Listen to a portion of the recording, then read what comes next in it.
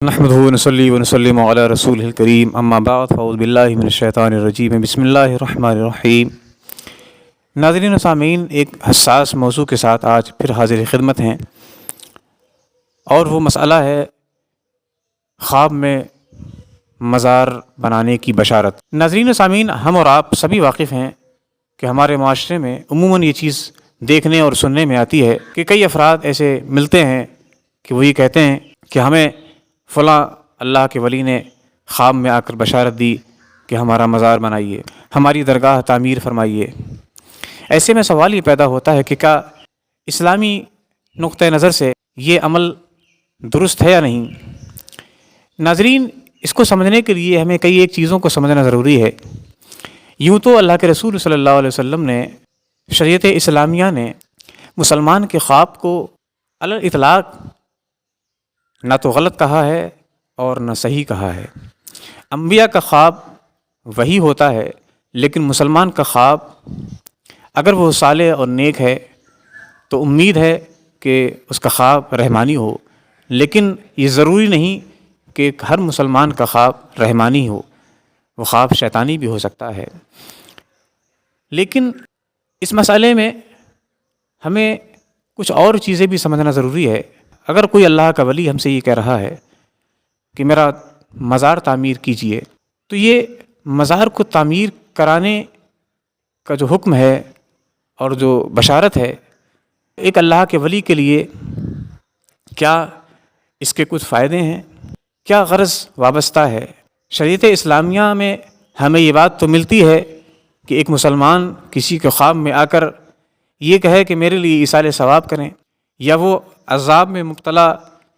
صورت میں دکھائی دے تو اس کے لیے ایصال ثواب کیا جائے، یہ اسلام کا مزاج ہے۔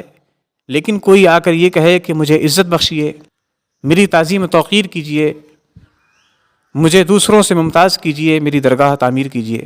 تو یہ اپنے لیے عزت و عظمت اور تعظیم و توقیر کی ڈیمانڈ کرنا، یہ اسلامی مزاج کے خلاف ہے یا اسلامی مزاج کے مطابق ہے؟ احادیث نبویہ کا جائزہ لیتے ہیں تو نبی کریم صلی اللہ علیہ وسلم کی احادیث میں ملتا ہے کہ رسول کریم صلی اللہ علیہ وسلم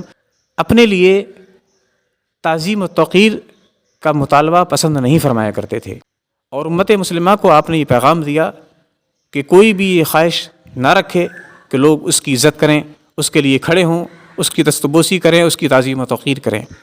جب ہمارا دین یہ پیغام ہمیں دے رہا ہے کہ ہم اپنے لیے کسی سے تعظیم و توقیر کا مطالبہ نہیں کر سکتے اور ایسی خواہش بھی نہیں رکھ سکتے، تو بھلا کسی اللہ کے ولی سے یہ امید کیسے کی جا سکتی ہے کہ وہ یہ کہے کہ میرے لیے تعظیم و توقیر کا انتظام کیا جائے، میرے لیے درگاہ تعمیر کی جائے تاکہ لوگ آ کر وہاں مجھے عزت دیں اور میرا ادب کریں، میرا احترام کریں۔ اس کی روشنی میں ہمارے پاس اس بات کی کوئی دلیل بھی نہیں ہے کہ یہ جو خواب دکھایا جا رہا ہے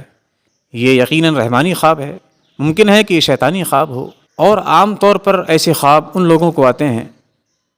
کہ جو دین سے کوسوں دور ہوں، جنہیں اسلام کا الف نہ آتا ہو۔ ایسے لوگوں کے خوابوں میں اکثر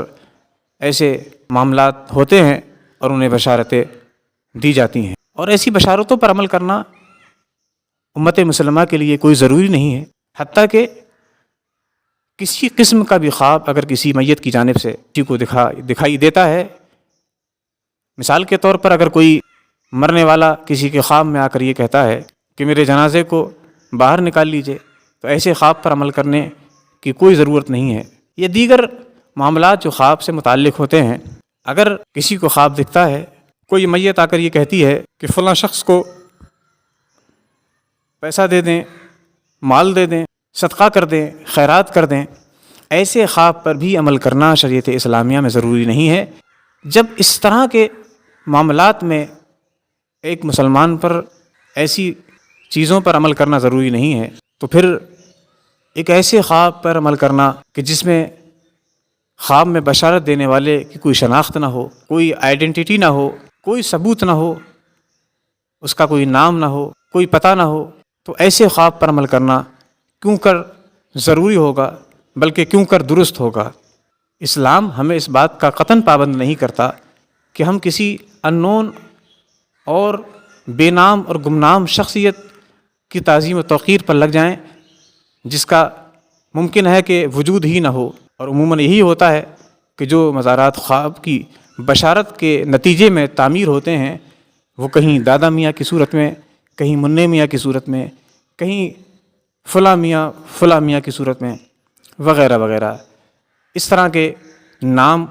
ان کے ہوا کرتے ہیں۔ اسلام کا مزاج یہ نہیں ہے، بلکہ اندیشہ قوی ہے کہ اس طرح کا خواب شیطان کی جانب سے ہو، چونکہ شیطان بہر صورت اس فراق میں رہتا ہے کہ کسی طرح امت مسلمہ کو راہ راست سے بھٹکایا جائے اور اسے اس طرح کے افسانوں میں مبتلا کر کے دین سے دور کیا جائے۔ ظاہر سی بات ہے، جو امت اتنی گر گئی ہو کہ ایک خواب کے نتیجے میں ایک قلعہ تعمیر کر سکتی ہے، تو اس امت سے کیا امید کی جا سکتی ہے؟ کیا یہ ممکن نہیں کہ ایسے لوگ کل کو شریعت اسلامیہ کی حدود کو پار کر کے وہ کام بھی انجام دینے لگیں جو اسلام کے مزاج کے بالکل خلاف ہوں اور شریعت اسلامیہ سے ٹکرا رہے ہوں، نبی کی سنتوں کو پامال کرتے ہوں، اللہ کی حدود کو پامال کرتے ہوں؟ اور ممکن ہی کیا یہ چیزیں واقع ہیں، اور آئے دن ہم اپنی آنکھوں سے ان چیزوں کا مشاہدہ کرتے ہیں کہ وہ خرافات اور وہ رسومات ہمارے معاشرے میں ان چیزوں کے نتیجے میں جنم لے چکی ہیں کہ جو اسلام سے کوسوں پرے ہیں، بلکہ اسلام کے بالکل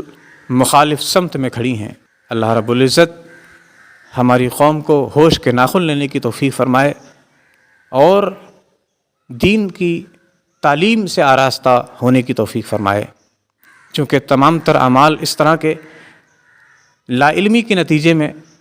بالخصوص دین سے دوری کے نتیجے میں رونما ہوتے ہیں، اور ان پر کنٹرول کرنے کا ایک ماتر ذریعہ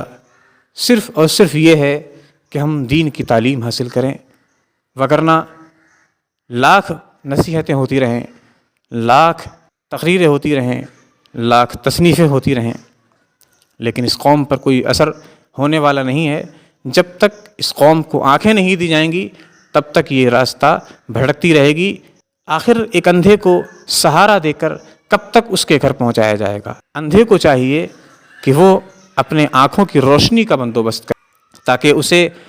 نہ تو کسی ڈنڈے کی حاجت پیش آئے اور نہ کسی کے ہاتھ کے سہارے کی ضرورت پیش آئے۔ اللہ رب العزت اپنا رحم فرمائے اور ہم سب کو اپنا محاسبہ کرنے کی توفیق فرمائے۔ وآخر دعوانا ان الحمد للہ رب العالمین۔